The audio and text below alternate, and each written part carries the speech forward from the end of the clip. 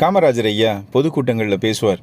பொதுக்கூட்டங்களில் பேசிகிட்டு இருக்கும்போது கூட்டத்தில் யாராவது கையில் பேப்பரோடு நின்னா உடனே காவலாளியையோ அல்லது தொண்டனையோ அனுப்பி, அதோ அந்த பாருங்க ஒரு பேப்பர் கையில் வச்சிருக்கிறார், அந்த காகிதத்தை போய் வாங்கிட்டு வான்னே அப்படின்னு சொல்லுவாங்க. மக்கள் மனுக்கள் கொடுத்தா அது எந்த நேரமாக இருந்தாலும் சரி, அதுக்காக கூட்டம் தாமதமானாலும் சரி கவலைப்பட மாட்டாங்க. அந்த மனுக்களை வாங்கி கையில் வச்சுக்குவாங்க. அந்த மீட்டிங் முடிஞ்சு போகும்போது சம்மந்தப்பட்ட அதிகாரிகள்கிட்ட அந்த மனுவை சேர்த்துருவாங்க. அந்த மனு குறித்த காலத்தில் சரியான முடிவுகள் எடுக்கப்பட்டு அன்னைக்கே தீர்க்கப்படும். மேக்சிமம் அதுக்கான கால அவகாசம் அவர் எடுத்துக்கிட்ட கால அவகாசம் வெறும் 24 மணி நேரம் தாங்க. மனுநீதி சோழன் போல காமராஜர் ஐயா எடுத்த காரியத்தில் ரொம்ப சிறப்பாக செயல்பட்டாங்க. மக்களோட மனுக்கள் மூலமாக மட்டும்தான் மக்களோட குறைகளை அதிகமாக தீர்க்க முடிஞ்சுது. காமராஜர் கலைந்த குறைகள் எல்லாம் மக்களோட மனுக்கள் மூலமாக தான். மக்களோட மனுக்களை அவர் அந்த மக்களோட தலையெழுத்தை நினச்சார்.